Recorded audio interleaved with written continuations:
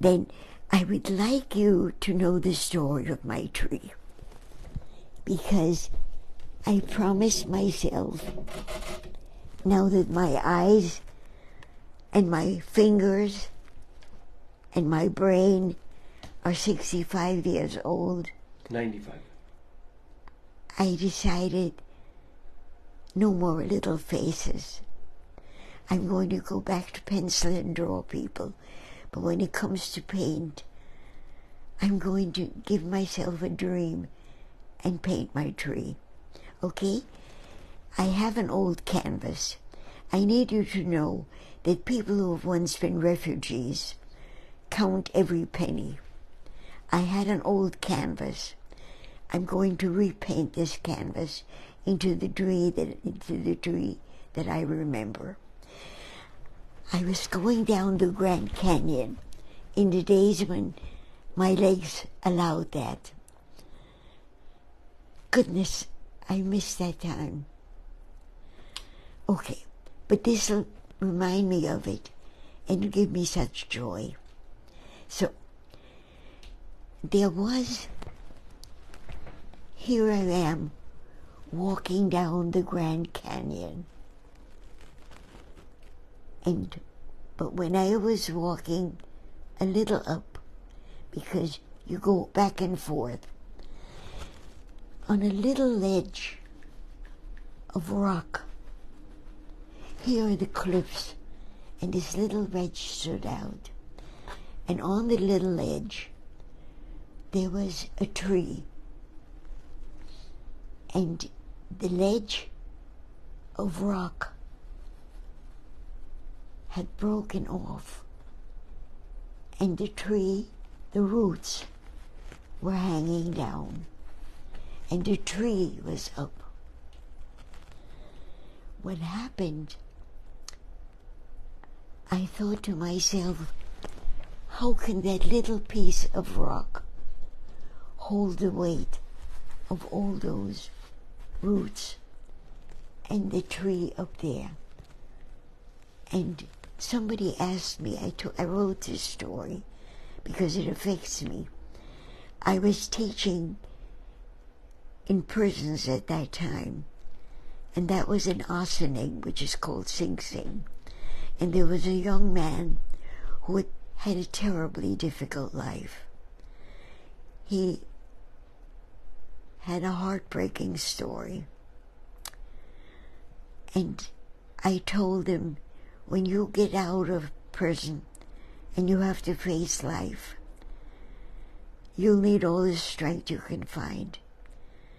Remember the roots that hold up a little tree with only a small bit of rock. That rock has been your life. It saved you from being dragged down by the horrible things that happened in your life. And I wrote that story, and somebody said to me, which painting is that tree in? I think it was Kina, but I'm not sure. And I said, it's in here, in my mind. I've never painted it, but it's waiting to be painted. And I'm going to paint beginning today. Okay? I have the perfect canvas. I don't waste anything, except the roots are going the wrong way. So let me give you a lesson. Nothing is impossible. Whatever you've done that doesn't work now, you can get rid of. And we're going to do that with the painting. So the first thing I'm going to do is I'm going to find my old shirt, which I paint with. Except is it over there? No, hanging over there? That's the other one. This. Oh, got it. Can you? Oh, yeah, sorry, folks. Thank you. And I'm going to teach you that everything in life that you've done that you don't need anymore, is only paint on canvas. And should I read this while you're setting up? I'd love it. So these are words that Hetty said that were so amazing that I wrote them down. And they're all approved by Hetty. These are her words. Nature is not... Wait, Kenny? Yes. Kenny, You need me to ask open that? everybody to excuse you. I need your energy. Can you open this for me? Of course. Don't say of course, it's very hard. I could do it. You would have to let me in. Because I haven't painted in quite a while. I got it. You did it yourself? I got it. Okay. Beautiful. Okay. Kenny, thank you. Yes. Should I read or should I let you describe? You can read right now. While you're doing this. Okay. Yeah. But they can also watch. Yes. Hetty's words. Nature isn't timid. It's not shy. It can be excessive. I'm trying to learn from it.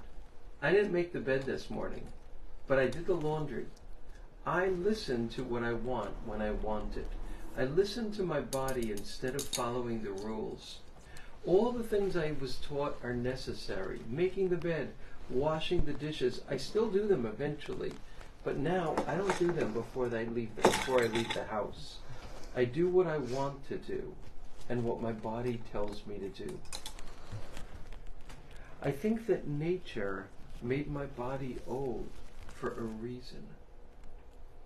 I haven't looked at things. Now I'm stopping. I'm looking. Really looking at things. There is a universe, and it's needing to grow, and it doesn't know how, and it needs you and me. It is constantly deciding and discussing what to do next, what the right thing to do. It is not certain. It needs us to make the world better, to get rid of hate and fear, to do what we feel is best for others. I stopped having pain around the things I can't do, because even though I've had such pain and sadness around that. Kenny? Yes. Can they see? Yes. Okay. Should I stop reading now? No, continue. Okay.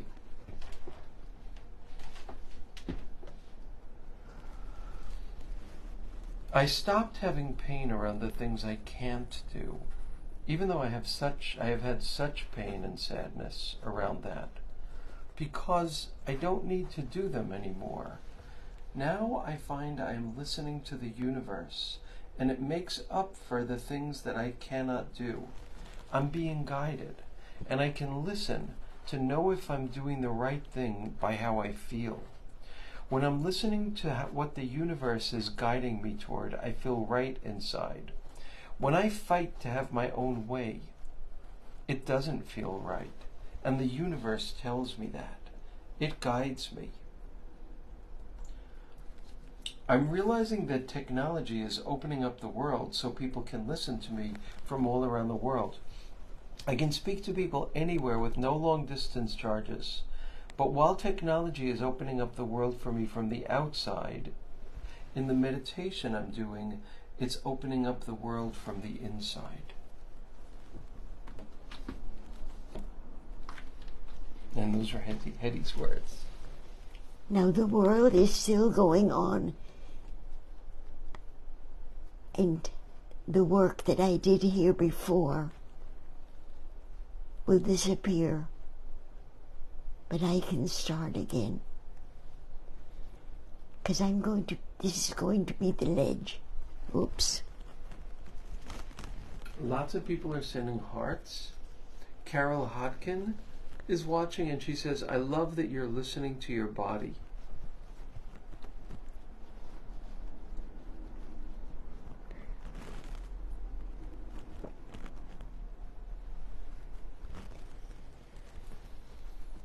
Watch this disappear.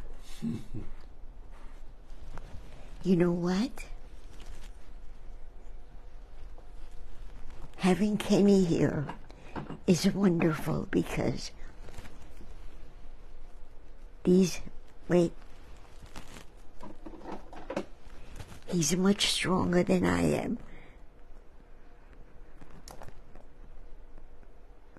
And if I can't do it, he'll do it for me. I bet you can do it. One more try.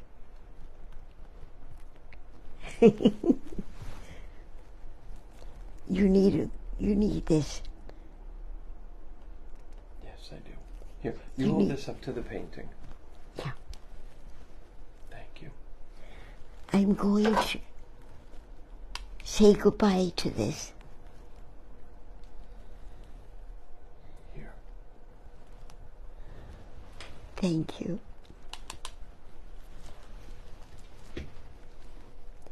I identify with this tube because it's old and I am also. Phyllis is asking, does it feel weird not to be working on the Long Beach painting? Do you go through withdrawal? And then Eileen is wondering about that as well. I am not going to ever not go back to it. Can Kenny read something to you that I wrote? Do you want to read it now? What should I read? About the painting, the other painting, the closing. Oh, the one from Eric? Eric's Legacy, that one? Yes. Where is it? Let me just... I'll go get it. You hold this to the painting. Wait.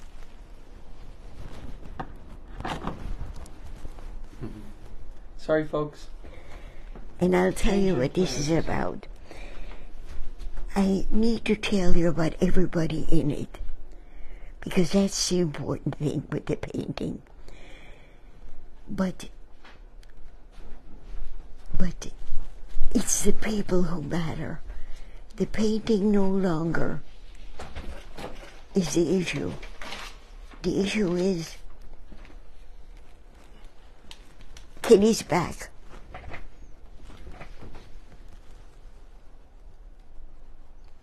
Dina is here and she says, so profound. It's like you're giving yourself a break. The Serenity Prayer.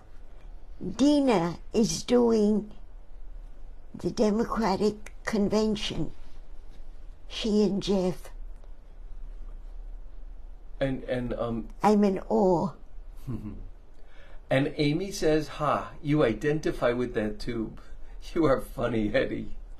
Yes. And Eileen says, good try with the Nutcracker. And Sheila Raboy is watching. And do you realize that because of technology, the world can watch everything? Because I'm still basking in the glory of suddenly having Sweden come to me in the form of a little girl who wrote a book about a hedgehog. Now what I'm doing, I'm just getting rid of. And I don't know about age of this kind because no, don't touch. Oh, okay. You'll be unable to get rid of it. Let me give you a rag. No, it's okay. It didn't even get on my fingers because you stopped me in time. No, it'll stay forever. Look, it's fine. Okay. Everybody needs a Kenny who is absolutely the best. He knows how to use a nutcracker. He knows how to use a phone. Sandy Kelman Alzek is watching. Hi, Sandy. Eileen is laughing a lot. Phyllis says that's for sure. Okay, now let me begin the fun, okay? All of you imagine a cliff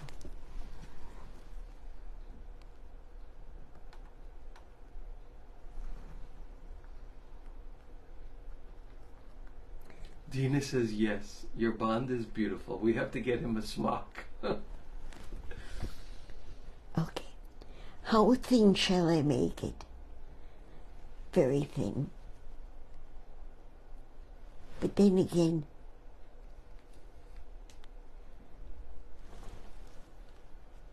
let's see.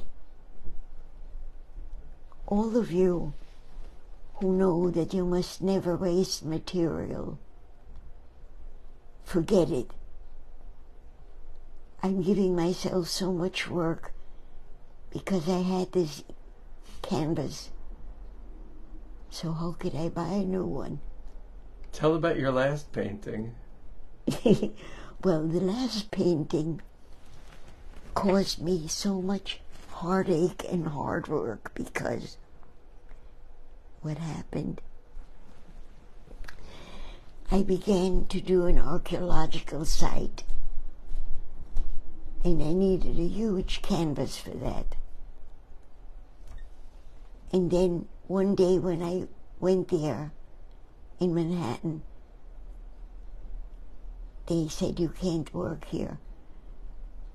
The site cannot be used for building here. And I had this huge canvas with stones and bricks already begun of the archaeological site. Okay? And I ended up with this huge canvas to do what Eric had wanted to say to the world. And it would have been so easy to have a normal size.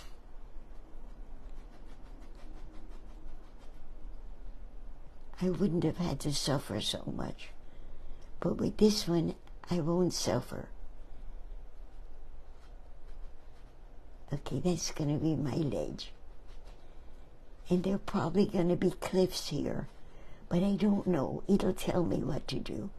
All I know is I am going to do a tree, a slim tree, and that tree is going to be held up by its roots.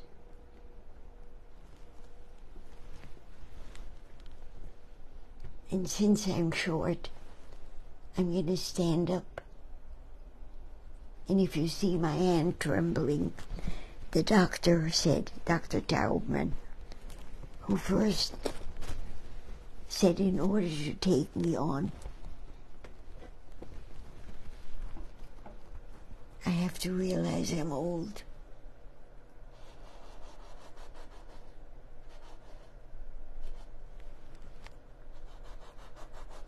You will become a tree.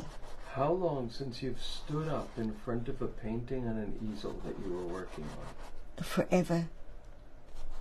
It reminds me of the wonderful years of working on the street, when my body listened. You're getting lots of hearts from Eileen. Sandy says, love you, Aunt Hetty. Sandy, I love you. And from Phyllis and from other people, lots and lots of hearts. Susan Saft Steinberg says, hi Hetty, I was so happy to see you at the event last weekend in Long Beach. Remember when you were little and my art student? No, Susan Saft was my neighbor.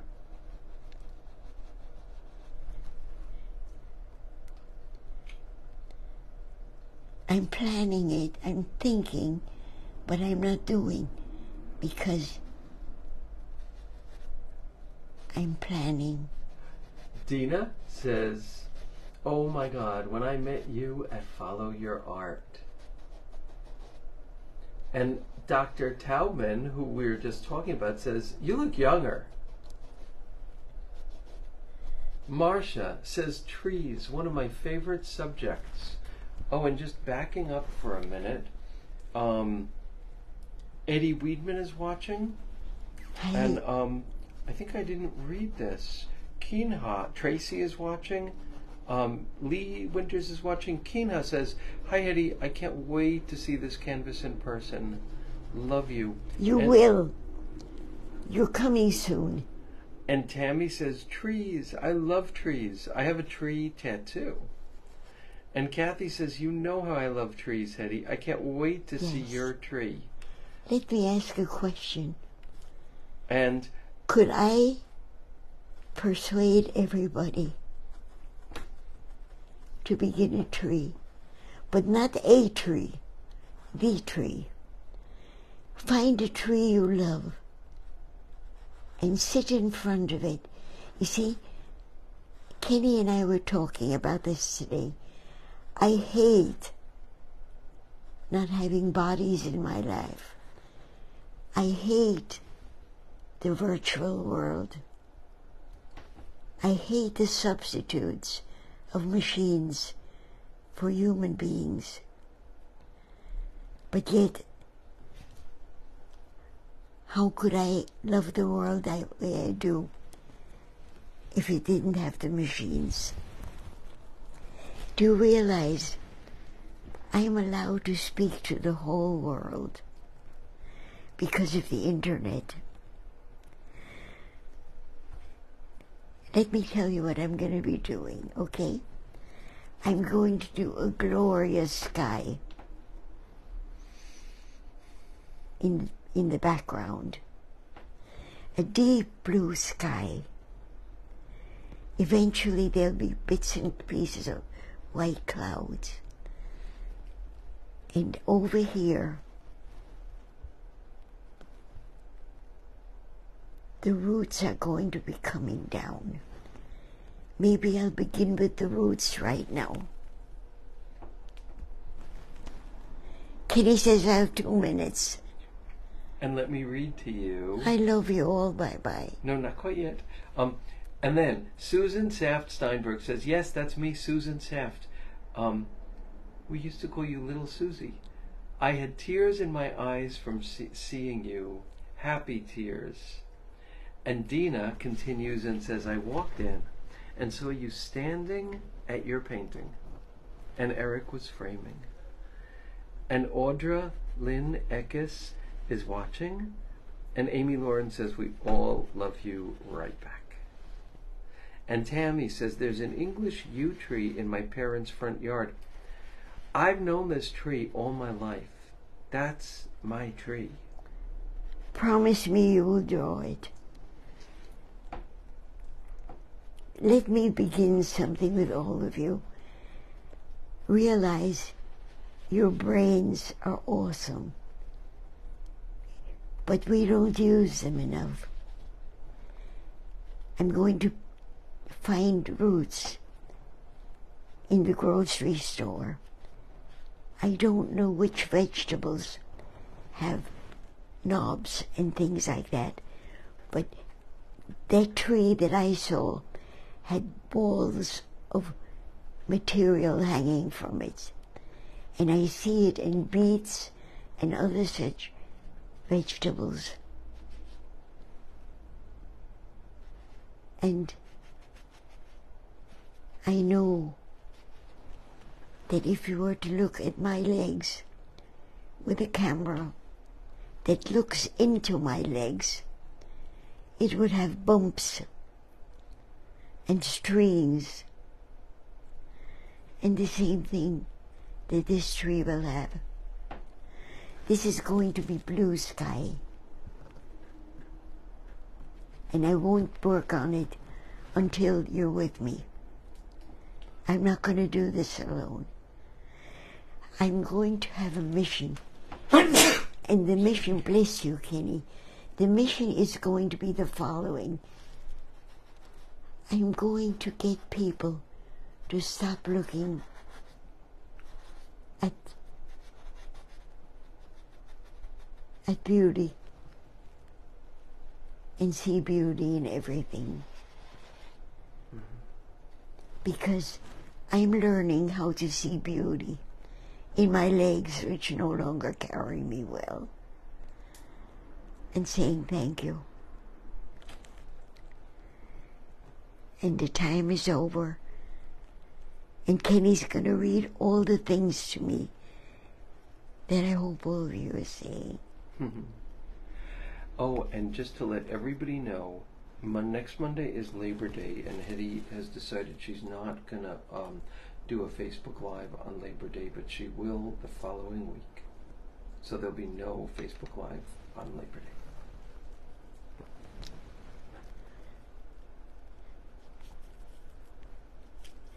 Bye, everybody.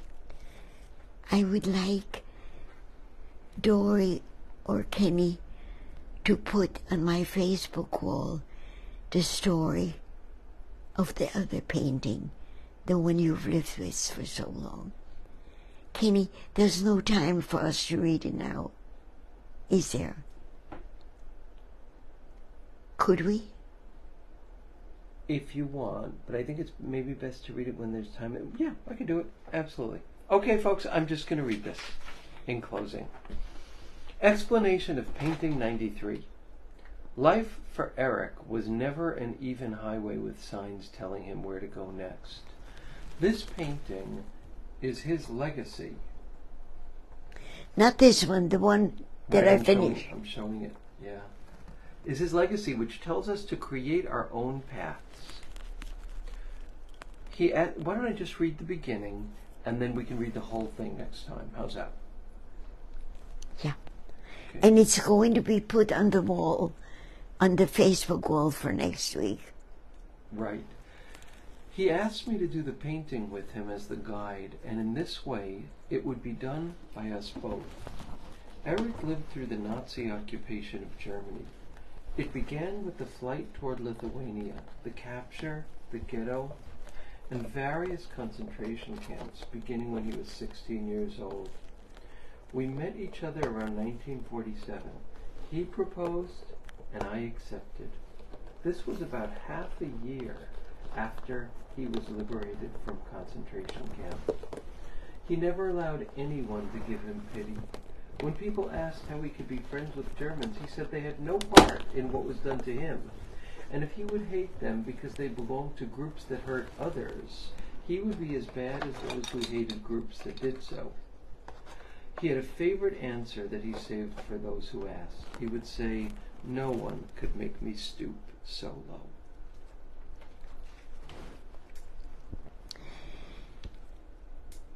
This is sort of emotional. The tree is a new beginning for me as well, because I did what Eric wanted me to do.